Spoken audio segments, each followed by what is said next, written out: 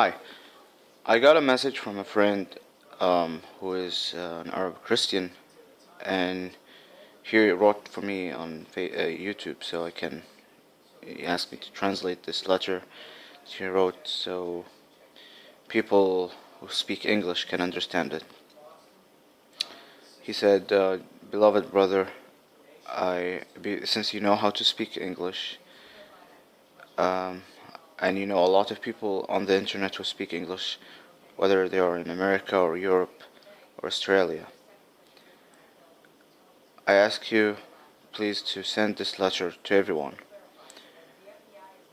And please ask everyone that you send this letter to so he can do the same and send this letter to others. I want all of you who read this letter to share it with others. And this letter is for the Western people and the Australian people so they can know the truth that was been hidden from them. Their governments are killing our Christian people in Syria. Our churches are destroyed. Our priests are kidnapped and being killed. Our youth and girls are being kidnapped and killed. Thousands of girls were raped.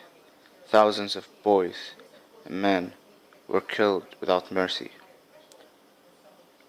Our churches being destructed, and we have become without water, without electricity, without medicine, and without bread.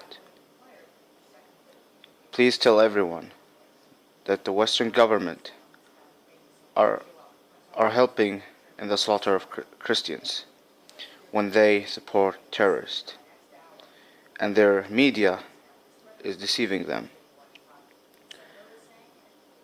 Because the state army is not the one that's killing people, but the Islamists who came from every country. They came to Syria to slaughter the people. I ask those who this message will be, those who will read this message, to know it and to send it back to others so may thousands can understand the truth. Any wrong that will happen to the Christians, the responsibility of that would be on those who don't stand with us. Any wrong that would happen to the Christians would be on those who don't spread truth and expose the Western corrupted government. Blessings.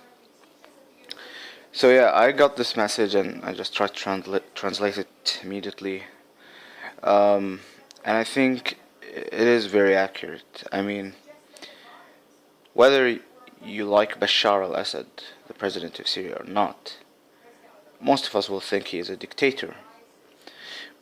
But the reality is, changing Bashar al-Assad is not a wise thing right now for one reason. You cannot replace a problem with a bigger problem. Those people who are called rebels in Syria mostly are Islamist.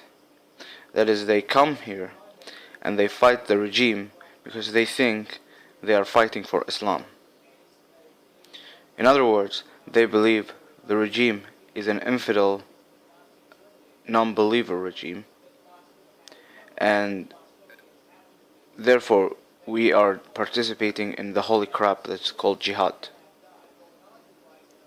Many sheikhs, many imams are promising the young ones who will participate in that dirty war that they will have heavenly rewards. Now, as I discussed in the channel, there is no heavenly reward, and this is all misunderstanding of the original text, but we'll leave that alone and understand why I'm always criticizing the original Islam and everything, because when you know the truth will set you free. and see what, not knowing true what is making with people, that they are promising even Muslims to kill their fellow Muslims so they can go to heaven, because the government, the president of Syria, is from an Islamic sect that does not agree with the version that my Saudi country is promoting. The reason why I'm against this war is not only because of the slaughter that's happening right now. There is another reason, and I think it is obvious since the beginning of the war that the Saudi government wanted to take revenge from Iran. Iran supported the rebellion Shia in Bahrain, and it was close to be the first country in the Gulf that it will be switching from the Saudi domain, where the Saudi control most of the Gulf countries, to the Iranian one, and that would be a big hit in the face, big slap to the face in the face of Saudi. In response, after the Saudi army entered Bahrain, immediately the media, the Saudi media, Al Arabiya, Al Jazeera, which belongs to Qatar, all started in Arabic promoting that there is a revolution in Syria.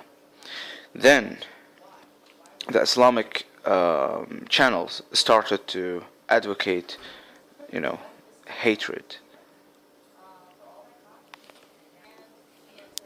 For example, we saw Sheikh Al-Ar'ur, who was very famous sheikh in the Arabic world, and he is like a murderist. Like, if you listen to the way he speaks and the way he promotes hate and all of that, and he was one of the first, and he's Syrian, and he was one of the first who started to first of all, he hate the Shia, and he have programs trying to promote hatred and say, the Shia are pagans and all of that. So when what's happened in Syria started to begin, and the media started to move, and he started to say, save those Sunni girls who are being raped, and those Shiite, and from there the people started to be brainwashed so they can go there. And there is now a lot of people from different countries, from Saudi, from Algeria, from Morocco, who are in Syria. And you would question why they are in Syria. They are not Syrians, and they don't have anything to do with Syria. Indeed, they are there because they think they are participating in jihad. So you can see that those people, even though they are sheeps, they have no clue what they are doing. Yet they are participating in killing and slaughtering people. Now, interesting enough, just in the last month, there was this Jordanian sheikh who made a fatwa that you can enslave girls. The Mujahideen can enslave girls. So in the war. In the midst of this war between dictatorship and those Islamists, the Christians were forgotten. Thousands of people were hurted by those attacks and counterattacks. Many churches were destroyed. Some of those churches are very ancient. They belong to the Orthodox community, which is like the oldest community that exists in Christianity. Because if you want like Christianity from the scratch, there you have it. And then you see all those old buildings are being destroyed. The archbishops are, just recently they were kidnapped. And many priests were killed. Many lay people were killed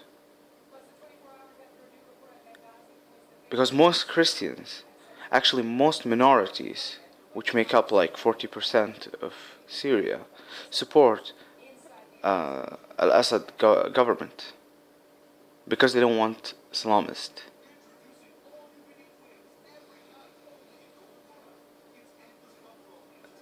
What is happening in Syria is not something for freedom or um, liberal democracy or whatever. Although many people in the West want you to think that way. Just remember what happened in Egypt. When people had the right to vote, they will vote radical. It is not the 40s or 50s where nationalism and communism and all those ideas were popular in the Arab world. At that time, the mosques were empty, and there is no people. People didn't care about religion. Religion was something for holidays and festival, and even the kind of religion that exists was very peaceful. Not to have anything to do with what we are seeing today. What we are seeing today is a revival of the ancient teaching, and we know, as Douglas Murray said, if you go to Islam 1, which is Muhammad and the Quran, are very bad. And that's exactly what we are seeing. A revival of that thing. Christians in Iraq were 9% before, or at least in the 80s. 9%. Now they're less than 2% after the Iraq war. This is just in short, like few years. And I believe 150,000 from the Coptic people left Egypt during the last 2 years. And that's a huge number, because Christians in the Arab world are very few. And in Lebanon, a lot of people are still fleeing. So you are witnessing the beginning of the end of Eastern Christianity in the Middle East. And sadly, it has been supported by coward Western governments who don't want to speak. And actually, there are some governments like Germany are saying, oh, we will help you to come to Germany. Rather than saying, stay there, we'll help you to stay and hold your culture, come to Germany. Like as if they come to Europe and Germany, they'll preserve their traditions. And I'm going to play, and just to conclude, before going to this Christian mother who lost her son, I want to speak about the fighters in Syria. In case you don't know, most of them are terrorists. If you look at their mentality and ideology and compare it to any terrorist who, bombed Boston, or they are the same. Actually, one of the Jabhat al-Nusra, which is the leading group that fights the regime, has just openly embraced Al-Qaeda leader Ayman al-Zawahiri. Put that in your mind before saying, oh, I'm supporting freedom. And put in your mind that the people in the Middle East are not well educated. And I say that without apology. So when they'll vote for what they are being brainwashed with. They're not saying, oh, I need job, I need work, No. If you don't get a job or work, then you'll vote for ideology. And I'm going to play this clip, which is for a mother who is mourning the loss of her son. Now the problem is, this video is played by the, I think, Syrian channel, but before that, when she lost her son, Al Jazeera in Arabic, they started to play that this girl lost her son, and her son was killed by the Assad armies, and they used her suffering and used that suffering to say, look, al-Assad killed her son. Yet she appeared in the video and say, no, the army didn't kill my son. The army was not there to protect my son. If the army was there, my son would not be killed. And see how the Arabic media is twisting everything. Al Arabiya is doing the same thing, which is a Saudi channel. They are trying with their might to attack the Syrian regime. And look who's looking for reforms in Syria: Saudi Arabia, the country which is known for its freedom of expression and freedom, women rights and religious freedom and all that. This is the type of countries that are seeking to reform Syria and support reformation in Syria. Hypocrisy at its best. بشر غسيل قاعد حدي قال لي بدي اكل. قلت له كولي من البراد. قال لي لك الحاره ما فيها شيء اليوم، لك العالم بالطريق معبايه، ان شاء الله يا عمي بدي بسكوتي. قلت قد ما انا قال جار تنزلي، انا بشتري لابني وبشتري لابني. نزلنا قام قال لي اشتري لي وقيت لحمه. قلت له يا عمي عمل، انا جاي خالك بجيب لك لحمه. قال لي على الطريق. قال لي لا حرام. قام هو قاعد يشتري بسكوتي وكبشته بايده يا قلبي، وبايده بسكوتي، بايده بسكوتي. ما شفت الا رصاص بلش بالحاره. جارتي تقوست برقبتها وباجرها وما بعرف ماتت يمكن، وابني واربع شباب عده وويلي اسعف ابني والجيران والشباب، وصارت ما بعرف رصاص. هي الحريه. ابني معه بسكوتي ما معه بارودي. ابني عمود تحسني. لا وعد الجزيرة العربية انه قال الجيش قتله يعني. ما في جيش وما كان في امن. لو الجيش موجود ابني ما مات. لو الجيش موجود ابني ما مات. طلعوا الجيش. الله يحمي الجيش. الله يحمي الجيش وقائد الجيش. الله يحمي رجالنا فداء الوطن. والله مين اللي يسعى في اختي؟ ما بعرف. لا مو الجيش. من حالة 10 اخذوه من ايده وركضوا فيه، اركض وراه لانه اللي عم نسعفه. قال لهم داخلي عليكم خذونا معه. اخذونا بسوزكي ما بعرف. وابني الدمعة بينزل منه. دقيقة اسعف، انا الحين اسعف لك اياه. بعدين ما بعرف مدري وين راحوا فيه، وبعدين اعطوني اياه قالوا لي بده مشي. الارهاب ما له دين يا اختي، الارهاب ما له دين، بس ما خسوك، نحن كلياتنا فداء الوطن. الله لا يسامحك. اولادنا جميع، كلياتنا اولاد اولاد سوريا. فدا الدكتور بشار.